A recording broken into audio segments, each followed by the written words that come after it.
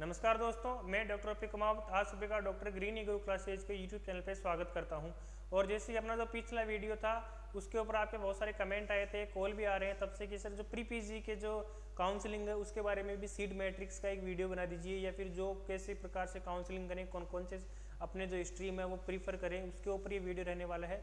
तो वीडियो शुरू करने से पहले आप सभी से अनुरोध है कि इस वीडियो को ज़्यादा से ज़्यादा आप शेयर कीजिए, स्पेशली उन बच्चों के लिए जिन बच्चों को अभी तक काउंसलिंग नहीं की है या फिर काउंसलिंग के लिए वो वेट कर रहे हैं या फिर जिन्होंने कर चुके हैं। देखिए, ये जो आपकी काउंसलिंग है ये आपकी 20 अगस्त से शुरू है और ये 26 मिडनाइट तक आपकी काउंसलिंग ओपन रहेगी। काउंसलिंग के दौरान आपको सबसे पहले आपका कैंडिडेट लॉगिन करना है, जो आपको सबको पता है। फिर आपका फीस पे करना है। फीस पे करने के बाद में आप अपनी ऑप्शन चॉइस है वो फिल कर सकते हो और आप 26 डेट तक कभी भी आप अपनी चॉइस को ऊपर नीचे अपने अकॉर्डिंग आप चेंज भी कर सकते हो। ऐसा नहीं कि आपने एक बार चॉइस फिल कर दिया फिर चेंज नहीं होगा, लॉक नहीं होगा। लॉक आपका 26 को ही होगा, उससे पहले आपका लॉक नहीं होगा। तो जिन बच्चों ने फिल कर दिया है उनके लिए भी वीडियो लाभदायक रहेगा और जिन्होंने अभी तक नहीं किया है उनके लिए भी लाभदायक रहेगा। और सबसे बड़ी क्वेरीज आ रही है कि सर डॉक्यूमेंट क्या लगेंगे। देखिए, जो आप एमएससी का काउंसलिंग का फॉर्म भरने जा रहे हो उसके आपको 10th की मार्कशीट चाहिए, 12th की मार्कशीट चाहिए, इसके साथ में आपको पीडीसी चाहिए। जिसके पास में पीडीसी नहीं है उसको शायद जब आप मूल डॉक्यूमेंट आपको जब कॉलेज में आप जाओगे वेरिफिकेशन के लिए तब चाहिए। अभी आप हो सकता है कि आप 8th सेमेस्टर की जो मार्कशीट है जो आपको मिल गई है या पीडीसी मिल गई है, वो आप दोनों में से कोई एक भी आप लगा सकते हो। वीडियो शुरू करने से पहले मैं आपको बता देता हूँ कि जो 19 तारीख को आपका 19 जून को जो आपका पेपर हुआ था प्री पीजी का, वो आपको विभिन्न जैसे एमएससी एग्रीकल्चर के लिए भी हुआ था, हॉर्टिकल्चर के लिए भी हुआ था, ऐसे कम्युनिटी साइंस के लिए हुआ था, फॉरेस्ट्री के लिए हुआ था। तो इन सभी को मिलकर एयू जोधपुर जो सीट मैट्रिक्स आई थी उनमें 122 सीट है आपके पूरे एमएससी के लिए। इनमें से जो अपन जो एमएससी एग्रीकल्चर की बात करेंगे उस वीडियो में और एमएससी हॉर्टिकल्चर की जो स्ट्रीम है उसके लिए अपन दोनों स्ट्रीम्स के लिए बात करेंगे कि कौन कौन सी कॉलेज में आपकी क्या क्या सीट है, क्या क्या फीस रहने वाली है, कौन सी कॉलेज में आपको कौन सा डिपार्टमेंट आपको प्रिपेयर करना चाहिए, इन सभी के बारे में बात करेंगे। तो सबसे पहले मैं आपको बता देता हूँ, जिन्होंने एमएससी एग्रीकल्चर का जो पेपर लिखा था वो इस बार 2022 के अंदर 217 सीट के लिए आपका एग्जाम हुआ था। आप कितनी सीटों के लिए एलिजिबल रहोगे इस बार? जिन्होंने एमएससी एग्रीकल्चर का हुआ था 217 सीट के लिए आप एलिजिबल हो, जिसमें आपकी 157 आपकी नॉर्मल रहेगी और 60 सीट आपकी पेमेंट रहेगी। और जिन बच्चों ने एमएससी हॉर्टिकल्चर लिखा था वो बच्चे 45 सीट के लिए एलिजिबल है, जिनमें से 32 नॉर्मल है और 13 आपकी पेमेंट की सीट है। ये सबसे बड़ी प्रॉब्लम आती है सर नॉर्मल सीट का और पेमेंट सीट का क्या अलग अलग स्ट्रीम में अलग अलग फीस रहती है? ऐसा बिल्कुल नहीं रहेगा। जो आपकी कॉलेज जैसे एमपीयूटी के अंदर आरसीए कॉलेज आएगी या एमपीयूटी के अंदर जो जो कॉलेजें आएगी, जैसे एमपीयूटी में आपकी भीलवाड़ा कॉलेज भी आएगी, आपकी आरसीए उदयपुर कॉलेज भी आएगी, तो इन सब के अंदर जो किसी भी आप कोई सा भी सब्जेक्ट लेते हो उसकी नॉर्मल की फीस इक्वलेंट रहेगी और पेमेंट सीट भी फिक्स रहेगी। तो मैं आपको फीस बता देता हूँ, उसके बाद में अपन सीट मैट्रिक्स तरफ पढ़ेंगे। तो सबसे पहले मैं आपको बता देता हूँ, अगर आप एमपीयूटी की यूनिवर्सिटी चॉइस आप फिल करते हो जिसके अंदर आपको आरसीए कॉलेज की फिल कर सकते हो, और इस बार और पिछली बार भी आपने देखा होगा सीएयू अपना जो भीलवाड़ा है उसके अंदर एग्रोनॉमी की उन्होंने सीट दी है एमएससी, उसके लिए फिल कर सकते हो। जिसके अंदर अगर आप नॉर्मल आप पेमेंट देख रहे हो तो आपका पर सेमेस्टर लगेगा 13,830 रुपये, और वहीं आपको अगर आप पेमेंट पे आप एलिजिबल होते हो तो आपको लगेंगे 40,080 रुपीज़ आपको फीस पेमेंट करनी पड़ेगी। उसके बाद में आपको SKRU बीकानेर की अपन बात करते हैं तो वहाँ पे आपको 15,000 रुपये नॉर्मल सीट की फीस रहने वाली है और वहीं 55,000 रुपये आपकी पेमेंट फीस रहने वाली है। याद रखिए, ये जो फीस रहेगी यही आपकी श्री गंगानगर में भी इस बार इन्होंने गवर्नमेंट कॉलेज है अपना एक गंगानगर में, उसके अंदर पेमेंट पे सीट दी है, वो आगे आपको पता लगेगा, उसकी भी फीस यही रहने वाली है, उसके आपको अलग से चार्ज नहीं लगेगा। जो यूनिवर्सिटी की फीस रहेगी वही उसके सब कैंपस में या मेन कैंपस में दोनों में वही फीस रहने वाली है आपकी। और अगर मैं बात करता हूँ SKNU जॉबनेर की तो इसके अंदर आपको 15,000 रुपये नॉर्मल है और आपके 40,000 आपका पेमेंट लगेगा। इसके बाद में AU कोटा की अपन बात करते हैं तो 12,000 आपकी नॉर्मल रहेगी और 39,000 आपकी पेमेंट की फीस रहने वाली है।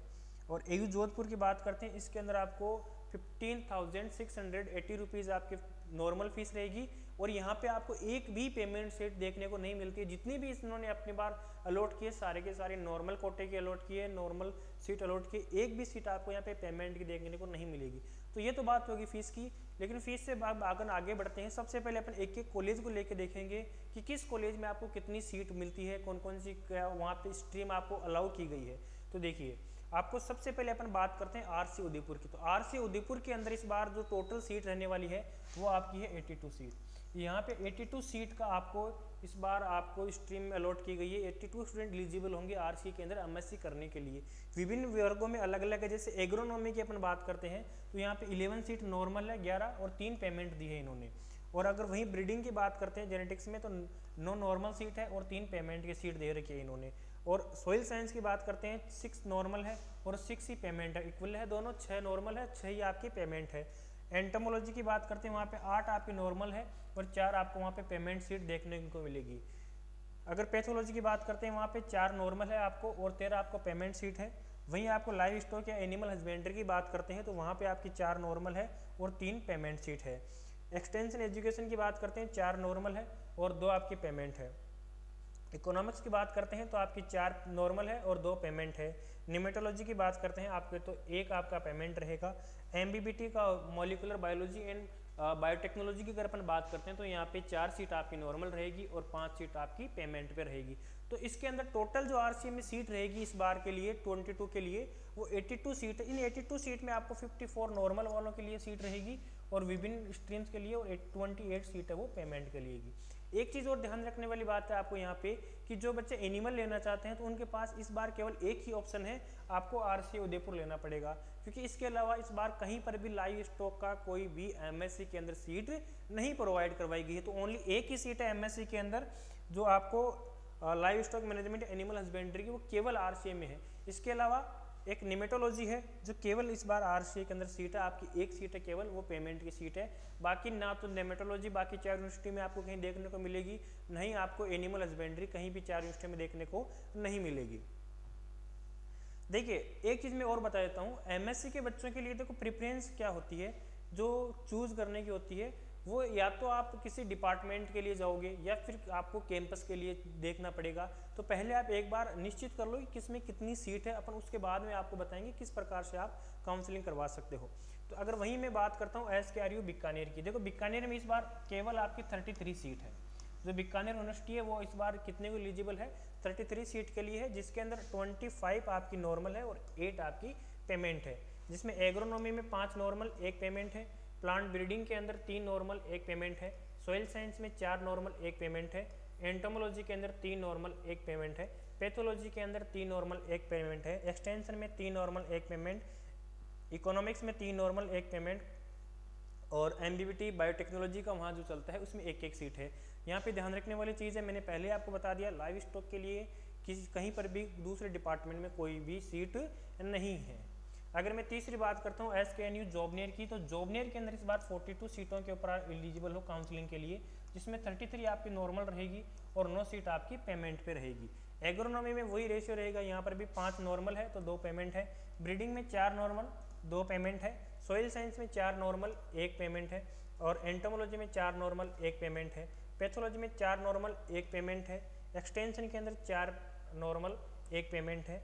एक्सटेंशन में यहाँ पे 4 सीट है वो चारों ही नॉर्मल रहेगी, और आपको इकोनॉमिक्स के अंदर इकोनॉमिक्स में जो 4 सीट है वो चारों ही नॉर्मल रहेगी, एक भी पेमेंट की सीट नहीं है।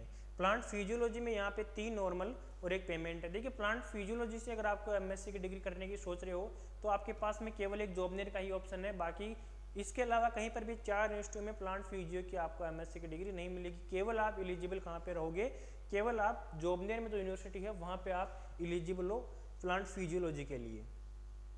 इससे आगे अगर मैं बात करता हूँ AU कोटा की, तो AU कोटा भी 42 सीटों पे इस बार एलिजिबल है आप एमएससी करने के लिए, जिसमें एग्रोनॉमी में 4 नॉर्मल 2 पेमेंट है, प्लांट ब्रीडिंग में 4 नॉर्मल 2 पेमेंट है, सॉइल साइंस में 2 नॉर्मल 2 पेमेंट है, पैथोलॉजी में 2 नॉर्मल 2 पेमेंट है, एक्सटेंशन में 2 नॉर्मल 2 पेमेंट है। तो टोटल 42 में से आपकी 25 आपकी नॉर्मल रहेगी और 8 सीट आपकी पेमेंट के ऊपर रहेगी। नेक्स्ट अगर अपन बात करते हैं कॉलेज की, तो वो आती है AU जोधपुर की। जैसे मैंने आपको पहले ही बताया था, जोधपुर के अंदर एक भी सीट आपको पेमेंट की देखने को नहीं मिलेगी, जो जितनी सारी है वो नॉर्मल है। 27 आउट ऑफ 27 आपको नॉर्मल सीट देखने को मिलेगी। एग्रोनॉमी में 5 सीट है, ब्रीडिंग में 5 है, एंटोमो में 6 है, पैथो में 5 है, एक्सटेंशन में 6 सीट है। यहाँ पर केवल आपको 5 ही स्ट्रीम में एमएससी के लिए आप एलिजिबल हो, बाकी यहाँ पे ज़्यादा भी आपको एमएससी में आप एलिजिबल नहीं रहोगे। ये जो सीट्स थी, ये टोटल आपको सीट थी, ये थी आपको एमएससी एग्रीकल्चर वाले बच्चों के लिए। और जिन्होंने इस बार एमएससी हॉर्टिकल्चर का एग्जाम दिया था उनके लिए जो सीट रहने वाली है वो आपकी सीट, उससे पहले मैं आपको एक वो बताता हूँ कि आपका जो बीकानेर वाला भीलवाड़ा का जो कॉलेज है वहाँ पर भी 4 सीट है, और जो चारों है आपकी एग्रोनॉमी के अंदर सीट है। भीलवाड़ा जो एमपीयूटी के अंडर में कॉलेज आती है उसमें 4 सीट दी है इन्होंने, चारों की चारों आपको एग्रोनॉमी के अंदर है। और गंगानगर के अंदर 5 सीट है, ध्यान रखिए, ये गंगानगर के जो केवीके में कॉलेज चल रहा है वहाँ पे है, और पाँचों के पाँचों आपकी पेमेंट सीट है।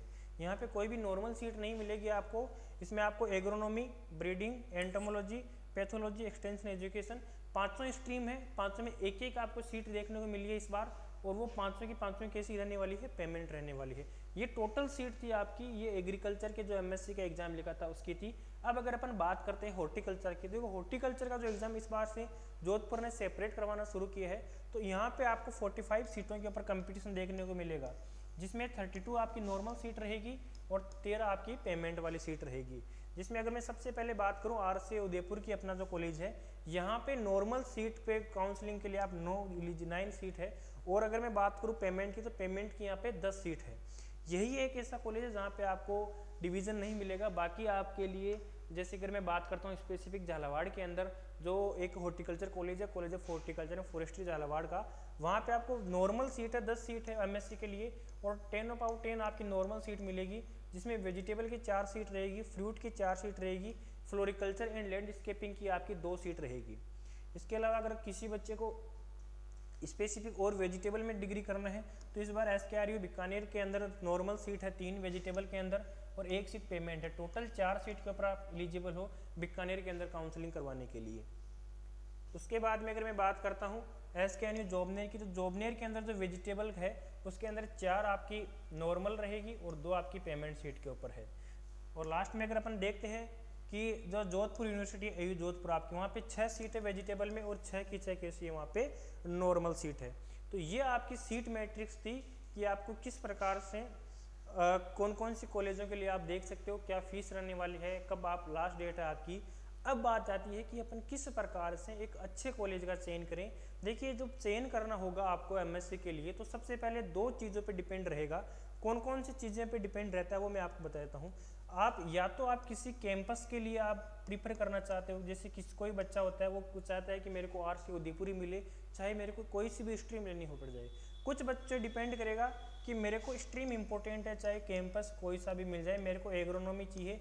अगर मेरे को प्रीफर आरसीए में एग्रोनॉमी नहीं मिल रही है तो मेरे को बीकानेर में एग्रोनॉमी मिल जाए, मेरे को कोटा में एग्रोनॉमी मिल जाए, जोधपुर में मिल जाए, कहीं पर भी मिल जाए।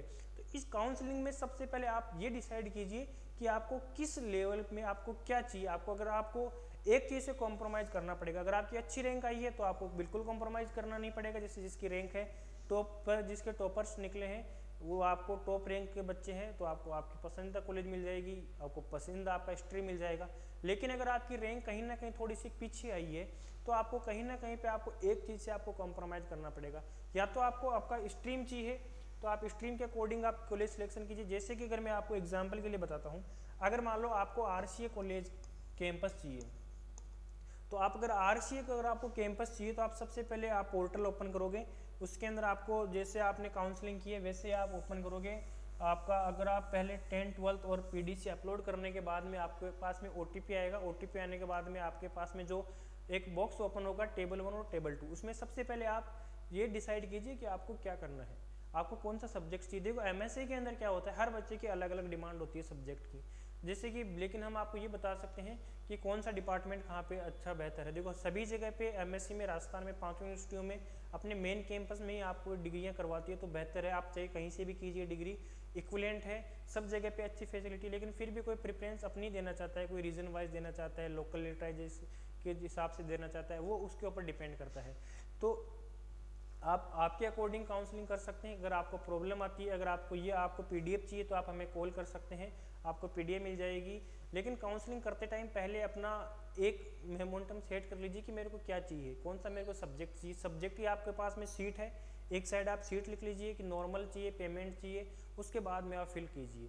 किसी भी प्रकार की पेमेंट से रिगार्डिंग हो जाए या फिर आपको सीट की मैट्रिक समझने के रिगार्डिंग या काउंसलिंग के रिगार्डिंग कोई भी प्रॉब्लम आए तो आप डॉक्टर ग्रीन के जो नंबर लिखे हुए हैं यहाँ पे आप कॉल कर सकते हैं। और अगर आपको ये पीडीएफ चाहिए कि मेरे को सर कौन सी कॉलेज की, तो आप पीडीएफ भी यहाँ पे आपको व्हाट्सअप कर दीजिए, आपको पीडीएफ भी मिल जाएगी।